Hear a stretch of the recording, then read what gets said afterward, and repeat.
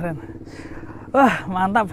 Assalamualaikum warahmatullahi wabarakatuh. Jumpa lagi bersama saya Aldi Katarina di pesona wisata kita. Salam untuk petani Indonesia, semoga ternaknya lemu-lemu dan sehat-sehat tentunya dan payune. Kali ini saya kembali lagi main di The Petong Farm. Yang unik di kandang sebelah sini adalah kandang yang berada di rumah, tapi kandangnya nggak bau ya guys ya. Dan buktinya nanti kita akan masuk ke dalam. Kita langsung tengok apa aja yang ada di sini. Keren sekali pokoknya di The Petong Farm 2. Bersama ownernya Pak Farid kita akan berbincang-bincang. Yuk ikutin pesona wisata kita.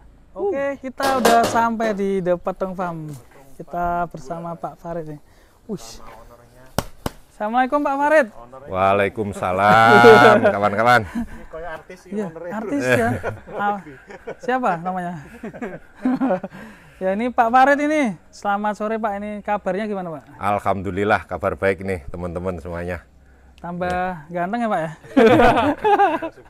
Tambah subur. Ya, selamat datang di The Petong Farm 2. Ini kandang yang kedua. Kedua ya. Yang sebelumnya di daerah mana Pak? Di Petong Kriyono. Petong Kriyono ya. Insya Allah doakan persiapan untuk kandang ketiga di Serang Wetan, Tanjung Sari, Kajen. Ketiga. Amin, amin. Dalam waktu berapa tahun sudah hampir kandang ketiga ya Pak? Sudah berapa tahun Pak? Berarti ini totalnya 3,5 tahun. Kalau yang kandang sini kan baru 1 tahunan. Wah, gitu. mantap. Kalau di sini konsepnya showroom dan bengkel. Yang kandang 2 showroom dan bengkel. Ini di rumah ya Pak ya? Ya, ini kebetulan memang di tengah pemukiman. Karena memang yang kita tawarkan peternakan itu ternyata sangat luar biasa. Artinya tidak berkesan kumuh, tidak berkesan jorok, dan tidak mengganggu lingkungan. Karena dengan adanya di tengah pemukiman ini konsep ramah lingkungan dan odorless, tidak beraroma dan tidak mengganggu lingkungan ini yang menjadi ataupun yang kita tawarkan ke para kawan-kawan yang baru memulai ternak. Ngomong-ngomong kita bicara tentang pemukiman di tengah pemukiman dan tidak bau ya Pak. Ini pakan nih pakai pakan apa ini Pak? Ya. Pak, bulet-bulet ini kebetulan namanya silase ini. Ini dikemas dengan mesin baler. Ya, kita juga di luar negeri. Ya, ini dikemas dengan mesin baler, jadi lebih praktis dan bisa diperjualbelikan. Oh, dijual juga Pak? Dijual belikan. Berapa kalau gitu. sepaket ini Pak? Ada beberapa jenis bahan yang kita gunakan, ada sorghum maupun tepung jagung. Jadi harga per kilonya itu bisa sesuaikan dengan kondisi yang kawan-kawan jual, seperti itu. Jadi ini lebih praktis dibawa kemana-mana, kemudian tinggal dibongkar, sudah matang. Gitu. Masukkan ke mobil juga bisa ya? Oke, praktis. Ya? Gitu. Kirim paket juga bisa. Kirim paket juga bisa. Oh iya, paket JNT itu. JNT, kargo. Praktis, jadi lebih praktis sekarang. Tidak. Kalau untuk konsumsi di kandang sendiri kita kan menggunakan drum. Memang untuk meminimalisir limbah plastik. Oh, berarti gitu. ini untuk yang di kebutuhan peternak Ya, yang ada kawan-kawan yang butuh atau apa, kita gunakan yang dari mesin baler ini. Ini dipadatkan, kemudian di baler ya, di bal istilahnya, di bal. Berarti ini isinya hijauan tok? Hijauan tok, ini kebetulan hijauan saja. Jadi hanya serat, unsur serat, belum pakan komplit. Masih serat saja. Seperti itu. Ya. Dan benar-benar ketika kita masuk ke kandang itu nggak ada baunya, cuma bau makanan ya Pak? Saya kaget loh, cuma bau kopi. Bau kopi, ini kulit kopi, kayak pabrik tape ya. Iya. Ini apa ya, drum-drum ini sini? Ini drum-drum ini pakan serat juga, kita sedang proses silase juga. Ya, ini ada drum biru ya, silase ini tadi habis dicoper. Ini juga dari limbah pertanian juga. Ya, jadi limbah-limbah pertanian yang kebetulan ada panenan jagung. Ya, kita manfaatkan untuk pakan ternak karena ini masih segar, hijau, kita buat silase. Ada juga dengan silo bag. Ini kapasitasnya lebih. Ya, ini kapasitasnya bisa 500 kilo ini, segini ini. Ya. Biasanya tahan berapa lama Pak untuk disimpan di tempat ini? Kalau yang penting selama masih padat dan kedap, itu kan secara hitungan 36 bulan pun awet. Ya. Ya, tapi yang namanya pakan ya nggak sampai itu, paling kan karena circle ya, circle terus setengah dari ini habis kita proses buat lagi. Jadi pembuatan pakan kurang lebih 10 sampai 15 hari sekali untuk di kandang kami, untuk kapasitas kandang 300-an ekor. Seperti itu. Yeah. Kalau kita masuk ini, Monggo. wih, Kita lihat ini showroom dan Showroom. bengkel. ini ruang tamu. Mencari nafkah sekaligus mencari berkah. Wih, ini ada artis guys, Motivasi Kayak yang- kenal nih. kayak kenal. Ada artis, Bang Pipo. Mantap ya kandangnya, walaupun di dalam rumah tapi harum ya. Ya, ini dulu bekas pabrik konveksi, kemudian kita create sedemikian rupa di tengah pemukiman. Alhamdulillah selama ini lingkungan juga mensupport dan mendukung karena juga ada kemanfaatan dalam arti tempat pembelajaran. Karena di peternakan itu bagi kita adalah tidak ada istilah kompetisi, yang ada adalah koalisi. Jadi kebutuhan akan protein hewani ini kan khususnya untuk domba kambing ini kan masih sangat kurang. Ya, jadi tidak ada kambing ataupun domba boiler, semuanya kan berproses. Kan kayak gitu. Ini kapasitas kandang berapa ekor, Pak? Untuk kapasitas kandang ini kurang lebih 300-an ekor. Wih, mantap banyak ya. Ya, lumayan. Dan kalau saya amati cukup variatif ya Ya, dukungannya. jadi Ada- memang beberapa jenis yang kita coba kembangkan di sini. Ada yang Merino Texel, kemudian F1 Dorper, kemudian ada juga Garut. Tapi lebih banyak dominan yang Garut. Karena kami memilih induk Garut itu untuk kita crossingkan dengan pejantan yang tipe pedaging, namanya Dorper, ya, yang secara genetik dia memang cukup bagus untuk pertumbuhan dan kecepatan bobotnya. Seperti itu. Kalau So, crossing Dorper. Ya. Texel crossing Dorper. Dan ada Texel juga yang kita crossing dengan Dorper. Itu. Ada Merino. Ini Dorpernya ya Pak ya? Ya ini Dorper, ini salah satu, ini lagi turun panggung ini. Kok bisa? Pak? Ya turun panggung dulu karena sudah 2 kali naik pijah, kita recovery. Ya kan, kalau naik terus kan nanti letoy. Jadi biar kita perbaiki dulu, habis itu naik panggung lagi. Dan Capek ini. Leto. Oke. Berarti pejantannya ada berapa Pak? Kalau pejantannya ini ada beberapa ini. Kalau jenisnya sih pejantan ada Texel, ada Merino juga, ada Garut juga. Tetapi kalau untuk kelas pedaging kita lebih prefer ke Dorper yang full blood gitu. Infonya di sini banyak pesanan bunting-bunting ya Pak? Oke, Yang kami kita- memang mengambil korp di breeding, terutama kami menyiapkan untuk genetik-genetik unggul yang kita crossingkan dengan Dorper ini tadi. Jadi yang kita rilis adalah induk bunting ya, yang kita sampaikan ke kawan-kawan yang baru memulai ternak ataupun para kawan-kawan yang sudah mempunyai farm gitu untuk berbagai variatif. Termasuk genetik. contohnya ini Pak? Yang, Ya. Contoh yang buntingan kayak gimana? Ya ini buntingan semua. Ini kebetulan buntingan semua. Ini Kalau buntingan. untuk pemula itu menurut jenengan yang paling efisien itu yang gimana dan cepat berhasil? Jadi gini, kalau menurut kami bagi kawan-kawan yang baru memulai ternak itu kita harus pelajari mengenai karakteristik dulu, ya.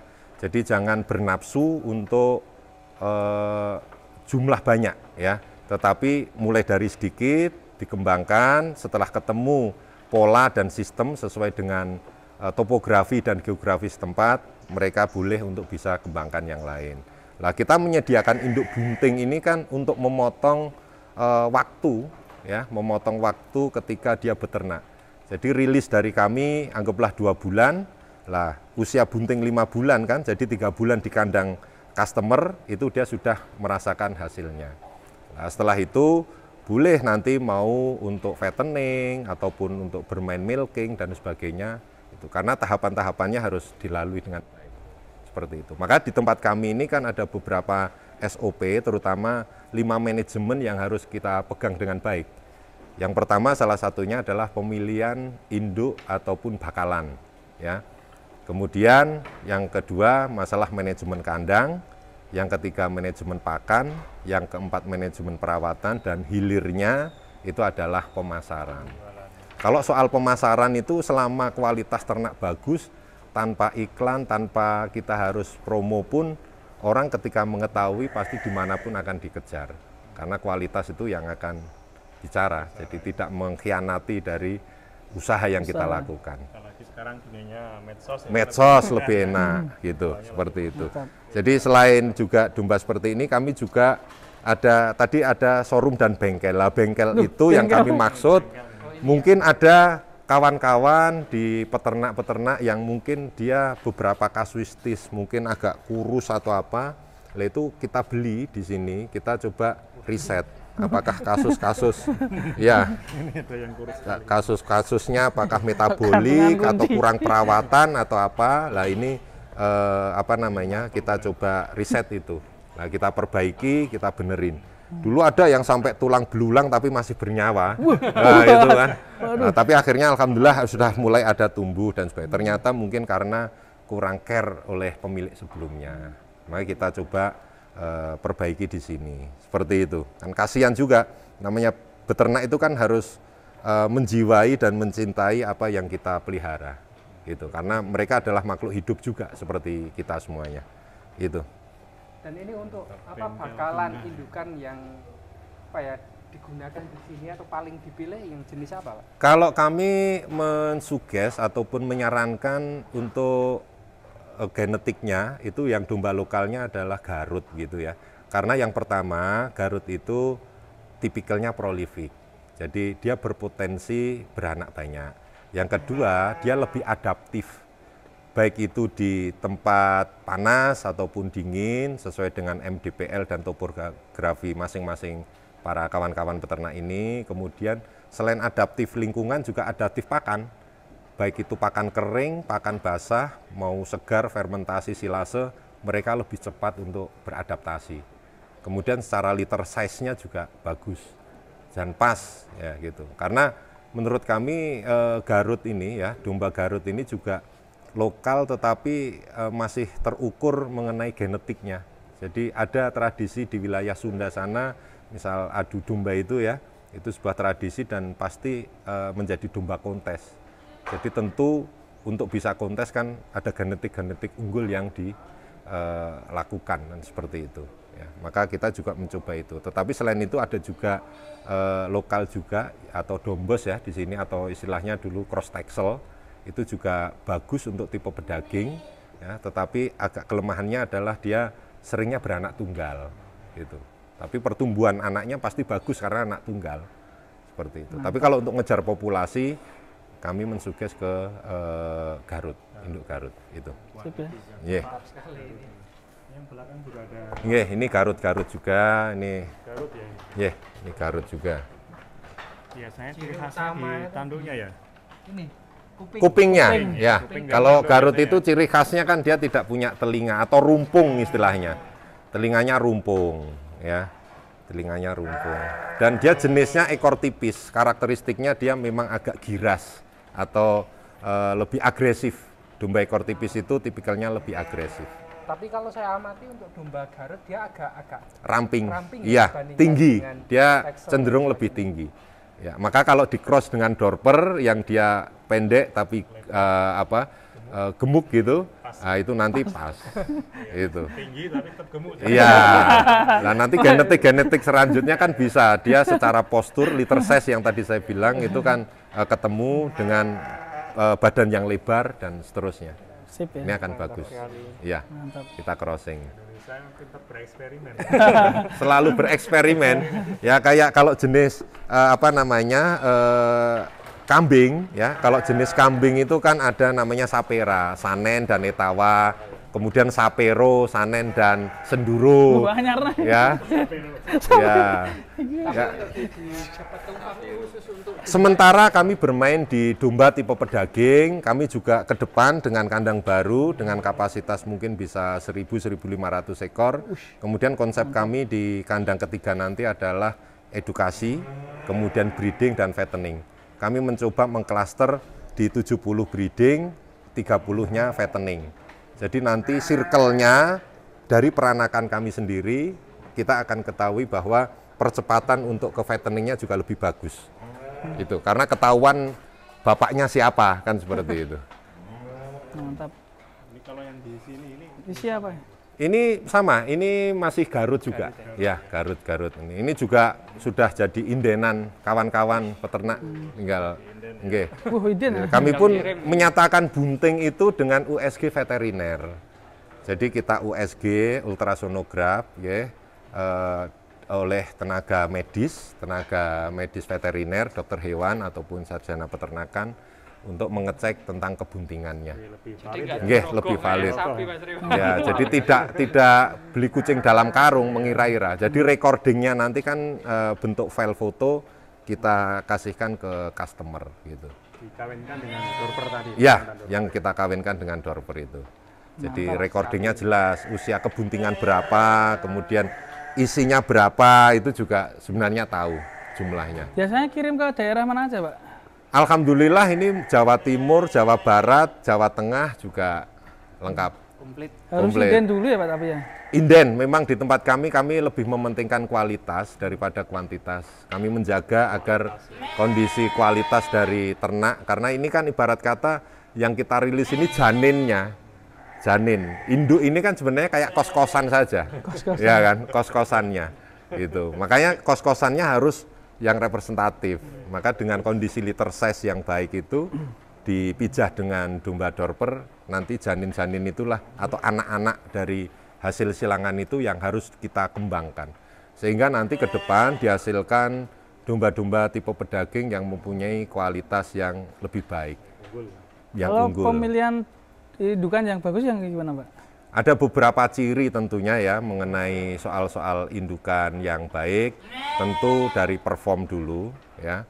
Karena kan ada beberapa jenis ukuran ya, artinya kalau di Garut itu ada kelas A, kelas B, kelas C. Yang jelas secara usia dia sudah dewasa kelamin dan secara bobot dia sudah dewasa tubuh gitu.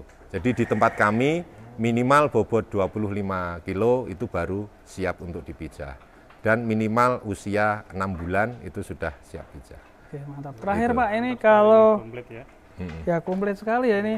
Yang Kalau saya teman-teman yang mau belajar di sini, kok. ya itu Monggo, loh. ya Nah, kami itu. banyak, alhamdulillah kami juga membuka kawan-kawan mungkin kru atau operator kandang yang ingin belajar di Depetung Farm, kita juga menyiapkan, menyediakan, dan insya Allah saling berbagi, karena bagian dari tugas kami adalah untuk edukasi tadi. Dapat Ya, sertifikat juga Pak. Insya Allah ada sertifikatnya. Mantap. Ya artinya Teruji. sebagai bentuk apresiasi. Iya. Itu. Mantap Iya. luar biasa. Ini terakhir Pak, ini kan tadi kita bicara rumah yang unik dan tidak berbau. Dalamnya ada kambing. Betul. Kok nggak bau ini apa? Kuncinya apa ya? Rahasianya. Rahasianya apa ini? Jadi sebenarnya seluruh makhluk hidup ini kan ada dalam sumber penyakit ini kan berasal dari makanan ya. Dengan pakan yang kami create dengan yang disebut silase dan fermentasi ini akan memberikan dampak ke aromatiknya. Jadi selain bau ternaknya juga tereduksi, kotorannya pun juga tereduksi. Jadi keluar dari ternak itu dia sudah menjadi pupuk organik padat. Kemudian kita perlakukan dengan semprot semacam nitrobakter begitu, itu sudah menjadi media tanam. Akhirnya kohe ini juga akan bernilai ekonomis. Jadi Ya. nggak buang ya. Langsung itu Ya, malah buat pupuk. bisa bermanfaat kalau kita jual, dan ini sudah melalui proses kan, artinya yang dimaksud proses itu dengan perlakuan nitrobakter kita nggak perlu fermentasi lama-lama lagi. Ini sudah langsung kita buat atau kita giling untuk menjadi semacam lebih lembut lagi, itu kita packaging yang baik, kita kemas, kita jual ke masyarakat untuk tanaman-tanaman hias dan sebagainya. Tapi kalau di tempat kami ini sering jadi rebutan untuk para petani sayuran. Oh, sudah. Ya, sudah banyak yang booking gitu. Juga ya. Nah, ini Antri. aslinya yang bawah ini tanah atau cor-coran? Ini Pak? cor-coran semua, cor-coran semua. nggak Cuman bau ya? kita hanya lapisi dengan grajen. Itu paling ketebalan 10 cm saja. Itu hanya untuk nyerap di awal urinnya saja. Jadi fungsi dari nitrobakter itu adalah merubah dari amonia, urin yang dihasilkan menjadi nitrit, nitrit kemudian berubah jadi nitrat. Apalah. Nah, jadi Ilmu nih. tidak menyebabkan aroma sehingga odorless. Sangat bermanfaat sekali ya Pak ya. Yeah. Dan mungkin Itu. salam untuk peternak Indonesia biar tambah semangat nih. Baik Soal- ya, saya Farid Aka, owner dari Depetung Farm, menyampaikan kepada kawan-kawan para pejuang ketahanan pangan, khususnya para peternak domba dan kambing seluruh Nusantara, terus tetap semangat, tetap berjuang, karena insya Allah dengan kita mengelola dengan cara yang baik, dengan metodologi yang baik, insya Allah akan memberikan hasil yang luar biasa. Tidak hanya sekedar hobi saja, tapi bisa juga menghasilkan pendapatan cuan yang cukup besar. Itu salam dari kami The Petung Farm. Semoga peternakan Indonesia lebih maju, swasembada pangan terjaga dan bisa memenuhi kebutuhan masyarakat. Amin. Mantap sekali. Terima kasih Pak Farid. Sama-sama.